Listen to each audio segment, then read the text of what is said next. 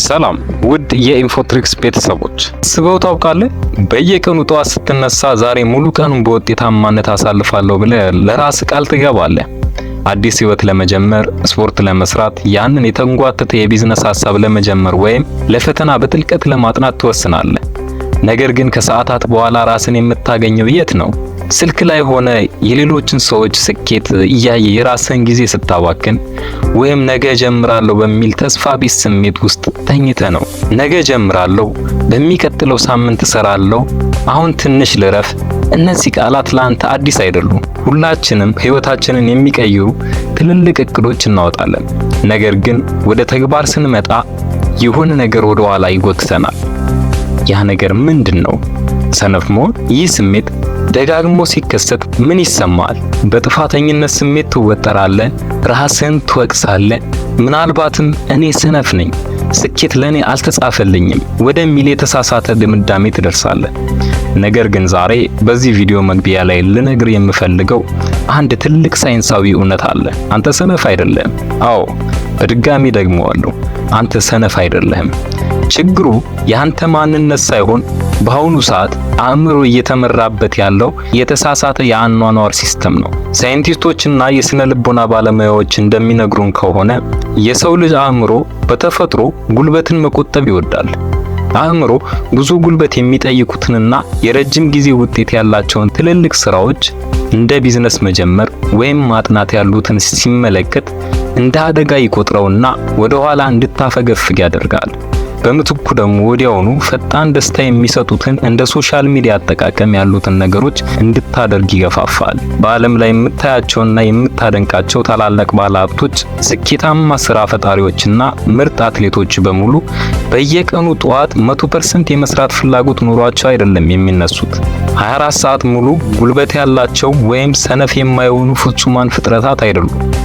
ልዩነታቸው እነሱ ስንፍናን የሚያሸንፉበት ሳይንሳዊና ቀላል የልማድ ሲስተም አላቸው። እነሱም እንደኛ ስንፍና ይሰማቸዋል። እነሱም አልጋ ላይ መቅረት ይፈልጋሉ። ነገር ግን ልዩነታቸው እነሱ በስሜት አይመሩም። ስንፍናንና የስሜት መውረድን ሙሉ በሙሉ የሚያፈርሱ ሳይንሳዊ ወይም የልማድ ህጎች አሏቸው። በሚቀጥሉት ደቂቃዎች ውስጥ ዝም ብለን የስኬት ታሪኮችን አንተርክም። ይልቁንም አእምሮውን እንደ አዲስ ፕሮግራም በማድረግ ምንም አይነት የመስራት ፍላጎት በሌለ ቀን እንኳን ስራዎችን በከፍተኛ ጥራት እንድታከናውን የሚያስገድዱህን ወርቃማና ተግባራዊ ልማዶች በዝርዝር እንተነትናለን። ይህ ቪዲዮ በአሁን ሰዓት ህይወታቸው የቆመ ለሚመስላቸው ነገር ግን ውስጥ በጥልቅ ትልቅ አቅም እንዳላቸው ለሚያውቁ ሰዎች የተዘጋጀ ነው። እስከ መጨረሻው ሰከንድ ድረስ አብራኝ ከቆየ ከቪዲዮ በኋላ ወደ ቀድሞ ማንነት አትመለስም። ዝግጁ ከሆንክ ወደ መጀመሪያውና ህይወት ቀያሪው ህግ እንለፍ። ለቤቱ አዲስ ከሆንክ ሰብስክራይብ፣ ላይክ፣ ሼር ማድረግ እንዳትረሳ። ህግ ቁጥር 1 የ2 ደቂቃ ህግ ወይም ዘ 2 ሚኒት ሩል። ቢዝነስ ለመጀመር፣ ስፖርት ለመስራት ወይም አዲስ መጽሐፍ ማንበብ ለመጀመር ስታስብ አእምሮ ስራውን እንደ ትልቅ ተራራ አድርጎ ስለሚያየው እንዲሰለች ያደርገዋል። የስነ ልቦና ተመራማሪዎች እንደሚሉት ከሆነ ከባድ ስራዎችን ለመጀመር ከሁሉ የተሻለውን መንገድ ስራውን ወደ 2 ደቂቃ ማሳነስ ነው። ለምሳሌ ዛሬ 1 ሰዓት ሙሉ መጽሐፍ አነባለሁ ከማለት ይልቅ ዛሬ 1 ገጽ ብቻ ለ2 ደቂቃ አነባለሁ በል። ዛሬ 5 ኪሎ ሜትር እሮጣለሁ ከማለት ይልቅ የስፖርት ጫማዬን አድርጌ ከቤት እወጣለሁ በል። አስደናቂው ነገር ስራውን አንዴ ከጀመርከው በኋላ አእምሮ ፍሰቱን ይለምደውና ስራውን ለመቀጠል ቀላል ይሆንለታል። ትልቁ ምስጢር መጀመር ላይ ነው። ህግ ቁጥር 2 የዶፓሚን ቁጥጥር ወይም ዶፓሚን ዴቶክስ። ዛሬ በ2026 ባለው ዓለም ስራ ለመስራት በጣም አስቸጋሪ የሆነበት ዋናው ምክንያት ስንፍና ሳይሆን የአእምሮአችን ትኩረት መበታተን ነው። ስልክ ላይ የምታየው እያንዳንዱ የላይክ ምልክት ወይም አጭር ቪዲዮ ለአእምሮ ዶፓሚን የተባለ የደስታ ሆርሞን በፍጥነት ይሰጡታል። አእምሮ ያለምንም ልፋት ፈጣን ደስታ ማግኘት ከለመደ ብዙ ሰዓትና ትኩረት የሚጠይቁትን እንደ ጥናት፣ ስራ ወይም ቢዝነስ ያሉ ጠቃሚ ነገሮችን ማድረግ ይጠላል። ስኬታማ ለመሆን ጠዋት ስትነሳ የመጀመሪያዎቹን 2 ሰዓታት ስልክን ሳትነካ ማሳለፍ አለብህ። መጀመሪያ ከባዱን ስራ ስታጠናቅቅ አእምሮ ለቀጣዩ ቀን ዝግጁና ትኩረት ያለው ይሆናል። ህግ ቁጥር 3 የፖሞዶሮ ቴክኒክ ወይም ፖሞዶሮ ቴክኒክ እና የፓሬቶ ህግ ወይም 80-20 ሩል። ብዙ ሰዓት መስራት ማለት ውጤታማ መሆን ማለት አይደለም። ፓሬቶ የተባለው የኢኮኖሚ ህግ እንደሚለው የምናገኘው 80% ውጤት የሚመጣው ከ20% ጥረታችን ነው። ስለዚህ በህይወት ትልቅ ለውጥ የሚያመጡትን ዋና 20% ስራዎች ለይተህ ማወቅ አለብህ። እነዚህን ስራዎች ስትሰራ ደግሞ የፖሞዶሮን ዘዴ ተጠቀም። ለ25 ደቂቃ ስልክን አጥፍተህ ሙሉ ትኩረትህን በአንድ ስራ ላይ ብቻ አድርግ። ከዚያ ለ5 ደቂቃ እረፍት ውሰድ። ይህንን 4 ጊዜ ስትደግመው በአጭር ጊዜ ውስጥ ሌሎች ሰዎች በቀን ሙሉ የማይሰሩትን ስራ በጥራት ትጨርሳለህ። በመጨረሻም ማወቅ ያለብህ ነገር ቢኖር ስኬት ማለት በአንድ ጀንበር የሚከሰት ተአምር ሳይሆን በየቀኑ የምታደርጋቸው ጥቃቅን ምርጫዎች ውጤት ነው። ዛሬ ያየናቸውን ልማዶች በህይወት ላይ መተግበር ስትጀምር ስንፍና ቀስ በቀስ ቦታውን ለዲሲፕሊን ወይም ሰልፍ ዲሲፕሊን ይለቅ። አንተ ሰነፍ አይደለም። እስካሁን የጎደለ ትክክለኛው ሲስተም ብቻ ነበር። አሁን ግን መንገዱን አውቀሃል። ዛሬውኑ ከነዚህ ልማዶች ውስጥ ቢያንስ አንዱን መርጠህ በተግባር መፈተን ጀምር። ይህ ቪዲዮ ህይወትን በጥቂቱም ቢሆን ለመቀየር መነሳሳት እንደሰጠ ተስፋ አድርጋለሁ። በራስ ላይ ኢንቨስት ማድረግን አታቁም።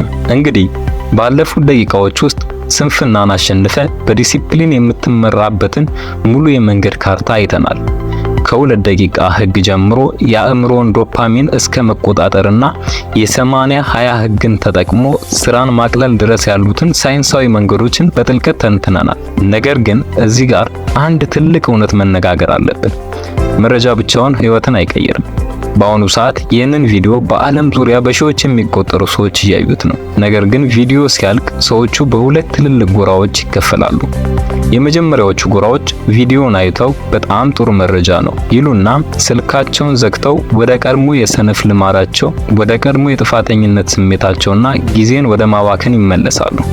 ለእነዚህ ሰዎች ይህ ደቂቃ ሌላ ጊዜ ያጠፉበት የቪዲዮ ሰዓት ብቻ ነው የሚሆነው። ሁለተኛው ጎራ ግን በጣም ጥቂቶቹ ናቸው። እነዚህ ሰዎች ቪዲዮ ሲያልቅ ወዲያውኑ ማስታወሻቸውን ያወጣሉ። ካየናቸው ልማዶች ውስጥ ቢያንስ አንዱን ወይም ሁለቱን መርጠው ይህንን ዛሬውኑ በተግባር ጀምራለሁ ብለው ይወስናሉ። ስልካቸውን ያጠፋሉ። የመጀመሪያውን የ2 ደቂቃ ስራ ይሰራሉ። ህይወታቸውን በራሳቸው እጅ መቆጣጠር ይጀምራሉ። አንተ ከየትኛው ጎራ መሆን ትመርጣለህ? ያለህበት የኑሮ ሁኔታ፣ የገንዘብ እጥረት ወይም እስካሁን ያባከንከውን ጊዜ ወደ ኋላ ሊያስቀራ አይገባም። ትላንት አልፏል፣ ነገ ደግሞ ገና አልመጣም። በእጅ ላይ ያለችው ብቸኛዋ ውድ ስጦታ አሁን የምትባለው ሰዓት ናት። ዛሬ የምታደርጋት ጥቃቅን ምርጫ ናት በሚቀጥሉት 5 እና 10 ዓመታት የምትሆነውን ሰው የምትወስነው። በአልጋ ላይ ተኝተህ የሌሎችን ስኬት የምታደንቅበት ዘመን ማክተም አለበት።